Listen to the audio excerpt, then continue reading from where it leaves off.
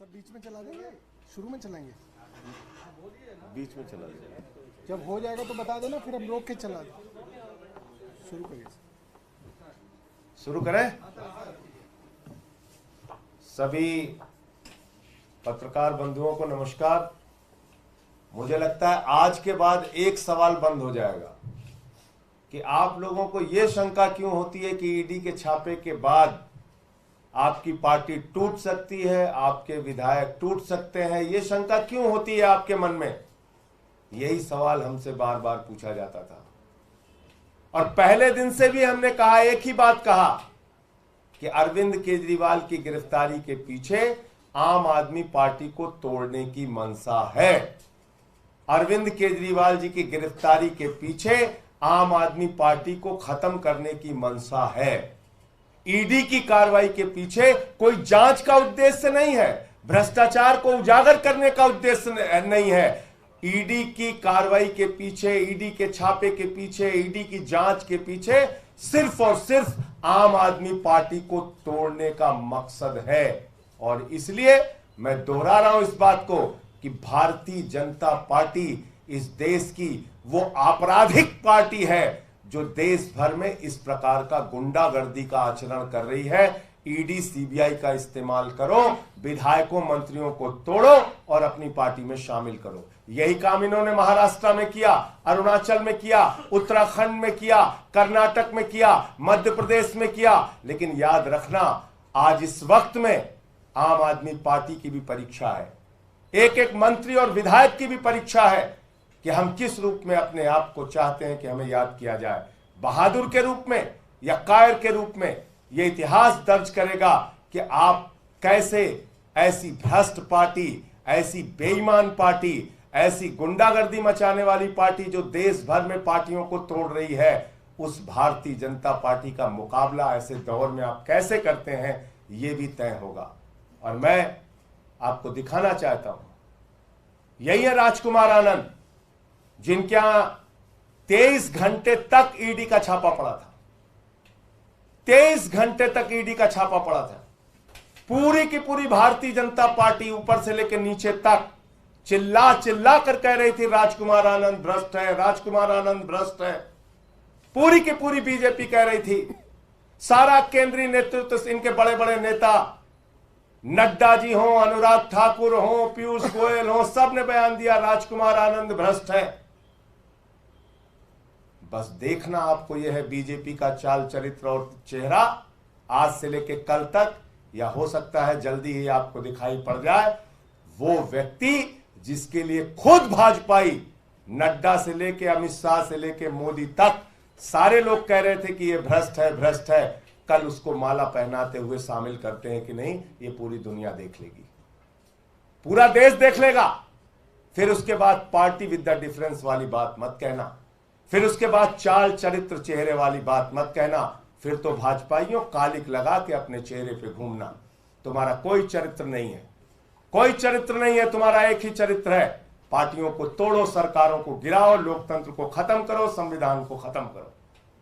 लेकिन तुमसे आम आदमी पार्टी के जो निष्ठावान कार्यकर्ता हैं, जो हमारे विधायक और मंत्री हैं, ठीक है, कुछ लोग इस लड़ाई में पीछे हटेंगे, हम जानते हैं कुछ लोग इस लड़ाई में पीछे हटेंगे, कुछ लोग टूटेंगे, किसी का मनोबल कमजोर होगा, लेकिन लंबी तादाद, बड़ी तादाद उन लोगों की है जो इन परिस्थितियों का मुकाबला करेंगे।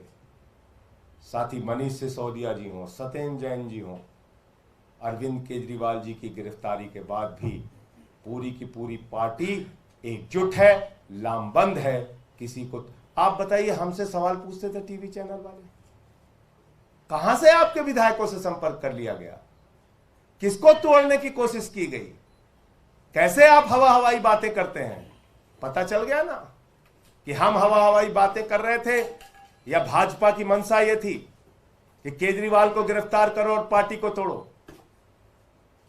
हम तब भी सच थे, आज भी सच है और आगे भी सच रहेंगे और उसी सच्चाई के साथ लड़ेंगे। आतिशी जी ने जब आरोप लगाया, जब सौरभ भारद्वाज जी ने आरोप लगाया, जब यहां बार बार इन लोगों ने कहा, हमारे माननीय मंत्रियों ने, कि ये सब खेल चल रहा है बीजेपी वालों का, एक मीडिया वाला यकीन नहीं कर रहा था। सब हमसे उल्टा सवाल पूछ रहे थे। कल जब तस्वीर देखिएगा तो मैं मीडिया के मित्रों से कहना चाहता हूं, इतना साहस जरूर दिखाइएगा कि नड्डा से पूछिएगा कि जिस व्यक्ति से आप कह रहे थे 23 घंटे की ईडी की छापेमारी के बाद कि यह भ्रष्ट है, उसको आज आप कैसे भारतीय जनता पार्टी का पटका पहना रहे हैं। यह सवाल तो बनता है मीडिया के मित्रों। और देखूंगा कल अगर ये बीजेपी में राजकुमार आनंद जी शामिल हो रहे होंगे तो आपकी ओर से ये सवाल पूछने का साहस कौन सा चैनल और कौन सा मीडिया करता है, ये जरूर हम लोग भी देखेंगे, क्योंकि सवाल तो हमसे बार बार पूछे गए। अब ये थोड़ा सा इनका देखिए, जिस दिन छापा पड़ा था, यही चलाओ, ये बीजेपी का बयान आया था उस दिन। आम आदमी पार्टी और केजरीवाल जी को समझना चाहिए कि आज धरने और ड्रामे का समय नहीं है, आज अपने दायित्व को निभाने का समय है, जांच में हिस्सा बनने का समय है, विक्टिमहुड कार्ड नहीं, भ्रष्टाचार का रिपोर्ट कार्ड देने का समय है। बस रोक दो। और जो पार्टी ये भ्रष्टाचार का रिपोर्ट कार्ड मांग रहे थे जिस दिन ईडी का छापा पड़ा था राजकुमार आनंद पे। तो और बाकी क्योंकि सरकार के वरिष्ठ मंत्री हैं सौरभ भारद्वाज जी, इनको बीच बीच में जब मैं उस वक्त जेल में होता था तो जेल में टीवी जो चलती थी समाचार देखता था, बहुत सारी सच्चाई का खुलासा पहले भी ये कर चुके हैं। मैं चाहूंगा आपके सामने विस्तार से अपनी बात रखेंगे। संजय जी ने जैसा कहा, आज पार्टी के लिए वो क्षण है जिसमें कहा जाता है कि हमने कहा था, हमने बताया था, बार बार बताया था, अरविंद केजरीवाल जी को गिरफ्तार करने के पीछे पार्टी को तोड़ना और दिल्ली और पंजाब की सरकारों को गिराना ये मंशा है। और ये बार बार अरविंद केजरीवाल जी कह रहे थे। बहुत सारे साथियों को लगेगा कि हमें राजकुमार भाई से आज बहुत नफरत है, हम उनको धोखेबाज कहेंगे, हम उनको बेईमान कहेंगे, हम उनको ऐसा कुछ नहीं कहेंगे। मैं मानता हूं एक परिवार चलाने वाला आदमी, बच्चे हैं, परिवार है, इज्जत है, रिश्तेदार हैं, ऐसे में ईडी पकड़ के ले जाएगी, तिहाड़ में सालों सड़ाया जाएगा, ये सुन के वो डर गए। हर आदमी संजय सिंह नहीं है, मुझे लगता है कि वो डर गए। कई बार पार्टी कुलीग से ये बात कह रहे थे कि जैसे ही थोड़ा एक्टिव होता हूं फोन आ जाता है। इस तरीके से एक दलित समाज से आने वाले एक चुने हुए विधायक, एक दिल्ली के मंत्री को डराया जा रहा है। आप सोचिए आम लोगों की क्या हालत होगी इस देश के अंदर जब ये चुनाव जीत जाएंगे अगर, तो ये क्या करेंगे इस देश का हाल। थोड़ी राजनीतिक बात भी करूंगा। पटेल नगर एक रिजर्व्ड कॉन्स्टिट्यूएंसी है। ये बात राजकुमार आनंद जानते हैं कि रिजर्व्ड कॉन्स्टिट्यूएंसी के अंदर वो भारतीय जनता पार्टी से लड़ेंगे, बुरी तरह से हारेंगे, तीसरे नंबर पे आएंगे। वे विधायक इसलिए जीते क्योंकि आम आदमी पार्टी की तरफ से लड़े हैं, बहुत साल कई पार्टियों में रहे, उनको पता है क्या हश्र होता है भारतीय जनता पार्टी का। इसके बावजूद उनसे रिजाइन कराया गया, पार्टी से रिजाइन किया, पद से रिजाइन किया, क्योंकि पार्टी से रिजाइन कर दिया तो वो विधायक भी नहीं रहे। कौन आदमी ऐसा करेगा?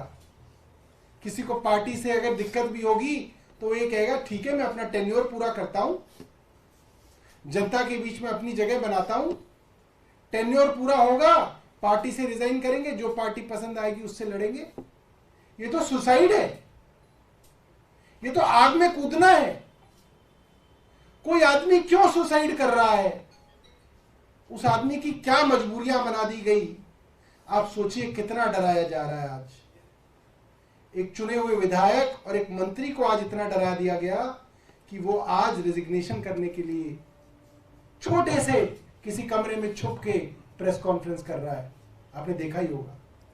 मुझे लगता है कि शर्म आनी चाहिए आज भारतीय जनता पार्टी को कि आज उसने इस देश के प्रजातंत्र की वो हालत कर दी है जिस देश का संविधान बाबा साहब अंबेडकर ने लिखा कि इस देश में लोग आजादी से जिएंगे, आजादी से सवाल पूछेंगे,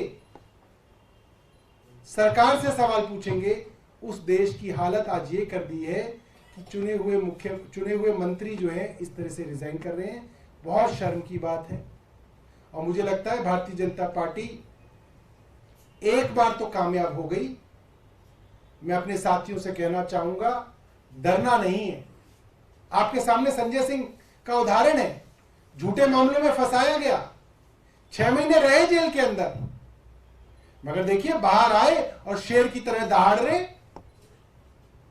संजय सिंह बनना है, मनीष सिसोदिया बनना है, अरविंद केजरीवाल बनना है, सत्येंद्र जैन बनना है, राजकुमार आनंद नहीं बनना। हमें उनसे पूरी सहानुभूति है, मगर पार्टी में राजकुमार आनंद के लिए सहानुभूति सिर्फ इसलिए कि वो डर गए, मगर हमें राजकुमार आनंद नहीं बनना, हमें संजय सिंह और अरविंद केजरीवाल बनना है। बहुत बहुत धन्यवाद।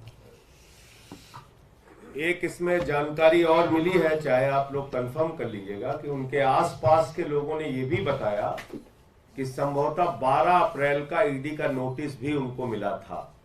और आज तारीख कितनी है? 10 अप्रैल। 10 अप्रैल। अभी मंत्रिमंडल में कौन नया मंत्री होगा? आरोप लगा के कह रहे हैं कि अब जिस सपने के साथ वो आए थे बाबा साहब के सपने के साथ, वो आप लोगों ने पूरा नहीं तो किया।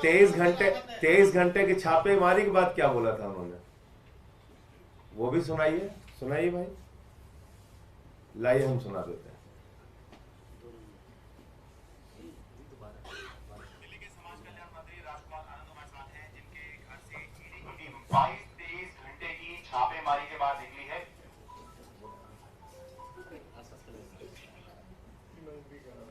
सुबह ईडी की टीम आ गई थी और शुक्रवार यानी कि आज सुबह ईडी की टीम निकली है। सर बहुत बहुत स्वागत है आपका।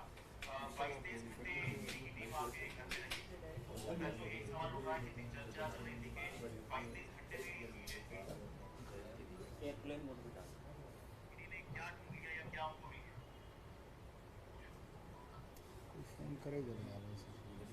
इसका लाइव चला था।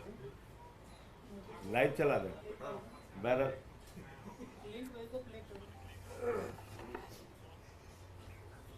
अच्छा, मान नहीं रहा, बहादुर लगातार किए जा रहा है। रुकिए भाई, जरूर सुन के जाइए आप लोग। इतना बढ़िया सवाल आपने पूछा है। बड़े पुराने पत्रकार हैं इसमें। हाँ। अच्छा सौरभ जी, एक टेक्निकल चीज फंसेगी। अभी पहले ये सवाल होने इतनी चीजें मत फंसाओ, इसका फंस रही है ना, इसलिए जो चिंता है उस पर चिंता करो। सही, इसको टच करो। आ गई थी और शुक्रवार यानी कि आज सुबह ईडी की टीम निकली है। सर बहुत बहुत स्वागत है आपका। 22-23 घंटे ईडी की टीम आपके घर पे रही। तो पहले तो यही सवाल उठ रहा है कि इतनी चर्चा चल रही थी कि 22-23 घंटे में ईडी ने क्या ढूंढ लिया या क्या उनको मिल गया? कुछ भी नहीं उनको मिला। पूरे दिन वो बार-बार उन्हीं कमरों में बार-बार जाते रहे। कुछ छुपाया होगा, कुछ तो निकलेगा आपके पास, कुछ और कैश होगा, कुछ ज्वेलरी होगी, लेकिन जो है वो है। तो उनको अंततः कुछ नहीं मिला। और अजीबोगरीब तरह के सवाल, कोई कार्मिक से नाम बता देते, इन लोगों को जानते हो आप? अरे भाई मैं तो सुना ही पहली बार है नाम। तो इस तरह से वो टाइम किल करते थे और कुछ भी नहीं। इससे पहले आम आदमी पार्टी के और नेताओं के घर पर या दिल्ली सरकार के और मंत्रियों के घर पर भी ईडी ने कार्रवाई की। तो उसमें हमने देखा कि 6-7 बजे के आसपास जो है ईडी अपनी कार्रवाई करके निकल जाती है। टाइम तो वही होता आने का सुबह का, लेकिन 6-7 बजे निकल जाती है। तो उसके बाद जब 6-7 बजे से रात हो गई तो चर्चा चलने लगी कहीं आप गिरफ्तार तो नहीं हो रहे हैं। तो आपको भी लग रहा था कि गिरफ्तारी आज हो सकती है? हमें भी यही लग रहा था कि 6 बजे तक ये निकल जाएगी और जब उनको उतना लेट हो गए तो भी एक बार लगा। लेकिन आम आदमी पार्टी का आने के बाद अपने नेता अरविंद केजरीवाल जी के साथ करने के बाद ये सब चीजों से पता चला। सुन लिया आपने?